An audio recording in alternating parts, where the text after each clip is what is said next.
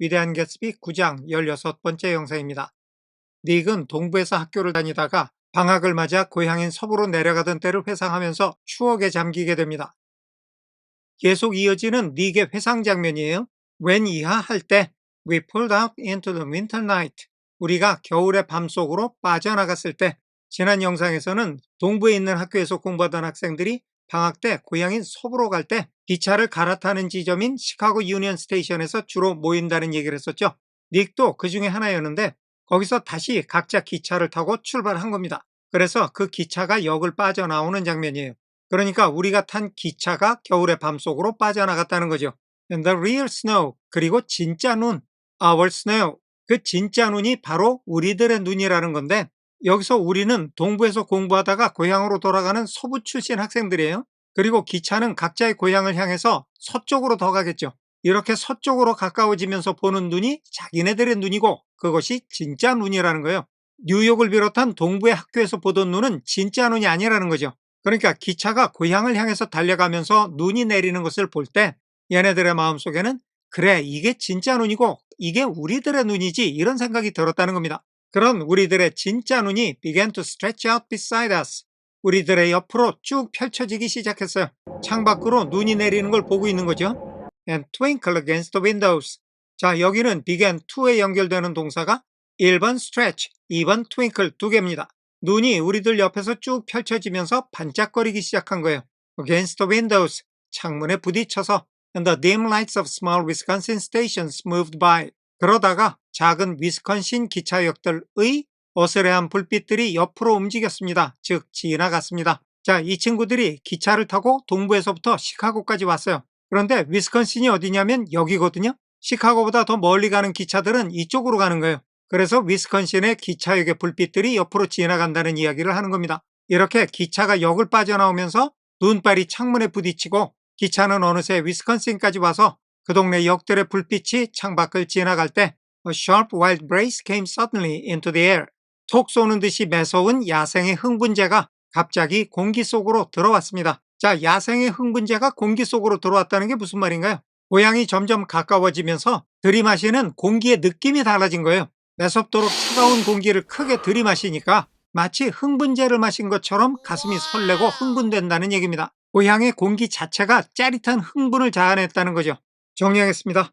우리가 탄 기차가 겨울의 밤속으로 빠져나와 진짜 눈, 즉 우리들의 눈이 우리 옆에 펼쳐지며 창문에 부딪혀 반짝거리기 시작하고 위스콘신의 작은 역들의 어스레한 불빛이 우리들 옆을 지나갔을 때 공기는 갑자기 짜릿한 야생의 흥분을 자아냈습니다. 넘어갈게요. We drew in deep breath of it. 우리는 그 공기의 깊은 숨결을 들이마셨습니다. 즉, 그 공기를 깊은 숨으로 들이마셨습니다. as 이하 하면서 we walked back from dinner. 우리가 저녁 식사로부터 걸어서 돌아가면서, 즉 저녁을 다 먹고 걸어서 제자리로 돌아가면서 through the cold vestibules. 추운 기차의 연결 통로를 통해서. 자, 여기 기차가 있어요. 워낙에 장거리를 가는 기차니까 일반 객실 칸 말고도 식당 칸이 또 있는 거예요. 얘네가 식당 칸에서 밥을 다 먹고 연결 통로로 자기 객실로 돌아가던 때를 얘기하는 겁니다. 이때 그 신선한 공기가 너무 좋아서 숨을 크게 들이마셨다는 거죠. 자, 그런데 지금 여기 where가 어디하고 연결되어야 될지가 애매한 상태예요. 이런 유형의 문장이 꽤 자주 나왔는데요. 그동안에 우리 영상에서도 여러 번 설명을 했지만 마지막으로 설명을 한 지가 시간이 좀 됐어요. 그래서 오늘 다시 한번 설명을 하고 넘어가겠습니다. 먼저 예를 들어볼게요. He came back home wounded. 이 문장은 he came back home만으로도 뜻이 완전하게 성립이 되죠. 그 남자는 집으로 돌아왔습니다. 여기서 부족한 게 없어요. 오히려 뒤에 wounded가 남아서 골칫거리가 됐어요. 이렇게 남는 잉여분의 형용사는 문장의 주어의 상태를 설명하는 보어의 역할을 할 때가 상당히 많아요. 그러니까 그 사람이 집으로 돌아왔을 때 그 사람의 상태는 부상을 당한 상태였다는 겁니다. 그러니까 뜻은 그 사람은 부상을 당한 채로 집으로 돌아왔습니다. 이렇게 되겠죠. 또는 그 사람이 집으로 돌아왔을 때 그는 부상을 당한 상태였습니다. 이런 뜻도 되고요. 어떻게 해석을 하든 여기 남아도는 형용사 wounded는 주어인 he의 상태를 설명하는 보어의 역할을 하고 있습니다. 예문 하나 더 볼게요. She graduated from the school different. 이 문장에서도 she graduated from the school만으로도 뜻이 완벽하게 성립이 되고 모자란 게 없어요. 이때 남는 형용사 different는 주어인 she의 상태를 설명하는 보어가 된다는 겁니다. 그러니까 그녀가 학교를 졸업할 때 그녀의 상태가 달라져 있었다는 거죠. 즉, 그녀는 다른 사람이 되어서 학교를 졸업했습니다. 또는 그녀가 학교를 졸업했을 때 그녀는 다른 사람이 되어 있었습니다. 이런 뜻이 된다는 겁니다. 이와 마찬가지로 우리 문장에서 애매하게 남는 aware는 이 문장의 주어인 위의 상태를 설명하는 보어가 돼서 우리가 공기를 깊이 들이마셨을 때 우리가 깨닫고 있었다는 거예요. 그것도 말할 수 없을 정도로 철저히 깨닫고 있었어요. 뭐를? Of our identity with this country. 이 지역과의 우리들의 동일성 또는 동질감, 즉 이 지역과 우리가 하나라는 것을 철저히 깨닫고 있었다는 겁니다. 그러니까 여기가 진정한 내 땅이고 내가 태어나고 자라온 내 뿌리라는 것을 뼈저리게 느꼈다는 거예요.